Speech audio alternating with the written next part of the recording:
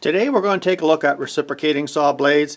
As you can see, I have a variety here. Some are metal cutting, some are wood cutting, and the main theme today is to see about these ones right here. I have a huge project in behind me that I have to disassemble. A steel cage, I would call it. It's all steel tubing, and I usually would go for this one right here. Now if you take a look at that one right there, that one there is good for 1/16, is it? Let's take another look here. Well, 3/32 to 5/16. That's what it says there, right? And my material, I think, is the thickness is at the most a quarter. This one here, when I went shopping, I took a look. It says it's good for 50 times more use because it's a carbide. You can see there's carbides on the bottom there.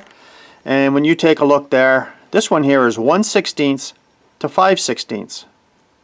So between these here, this is what a lot of people would actually go and use this here.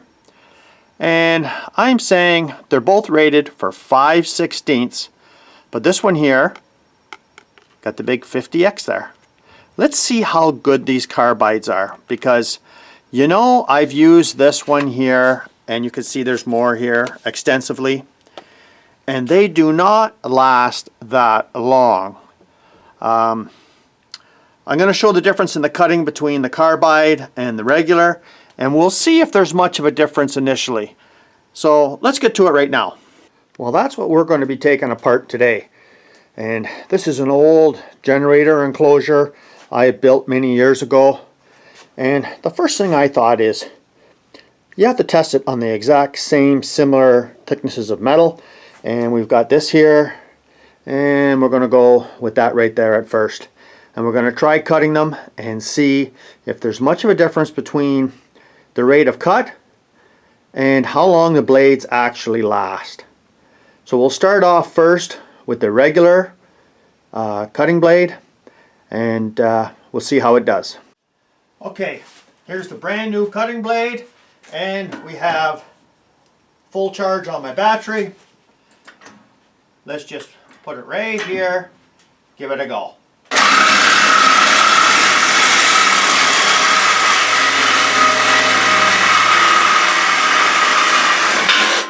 That's not bad at all, and this blade, I'm telling you, does a terrific job. Let's try the carbide next. Well, the first thing I'd like to show you is the difference between these two blades. If I can just, this will just zoom in a bit here. There we go. Now there's just with the one cut, and you can see the thickness of that blade.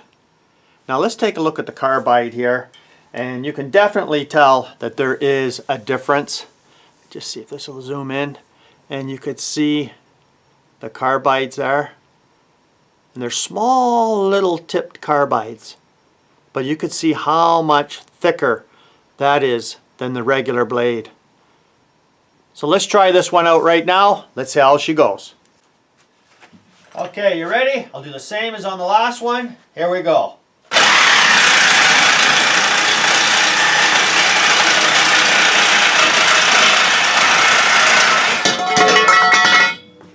Okay, let's take a look at the blade now. Well, here we go right here. After one cut. I don't know if that's focusing very well, but you could see how much thicker it is, and it's way more aggressive on the tool, but I would say it cut it off about the same time. Well, I have to give you a little bit of an update. You can see I've been doing some cutting here, and here's some pieces on the floor, and you know what? I have to put it in my electric corded one, because I will tell you something,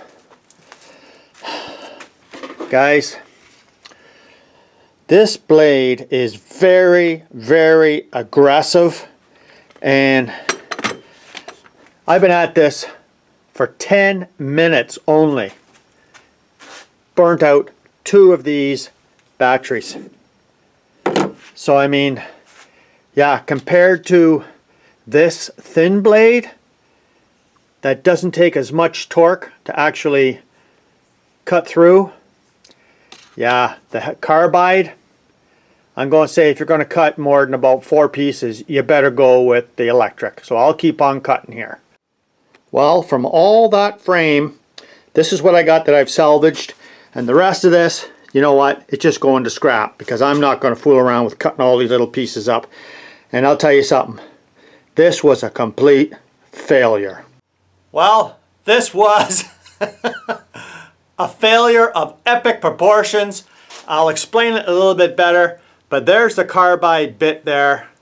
And from the last clip I showed you, yeah, I used one more cut and that was it. I didn't cut no more. Not because this was dull or anything, but I'll get to that in a second. I'll show you what I finished it with. I finished the rest of that whole frame with the thin cut blade. So what do I think about this carbide tip stuff? Well, it may say on the package cuts 50 times longer.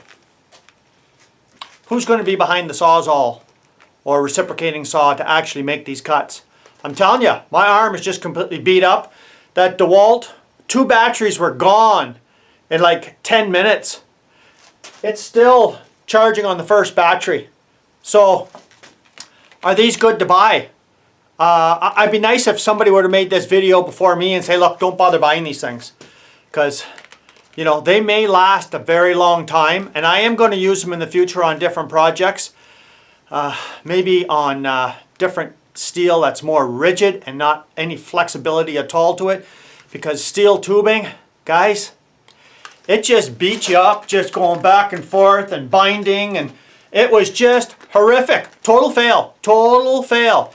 These probably do last 50 times longer, but under the right circumstances with the right piece of material, and a material doesn't have any flexibility to it at all, maybe like just flat stock, because these are way too aggressive for me and I would have never bought this package. So it's up to you whether you want to use them or not, whether you think it's good or not. They do cut well, and actually, as you can see there, just a little bit faster, but I mean, what's 3/4 of a second, right?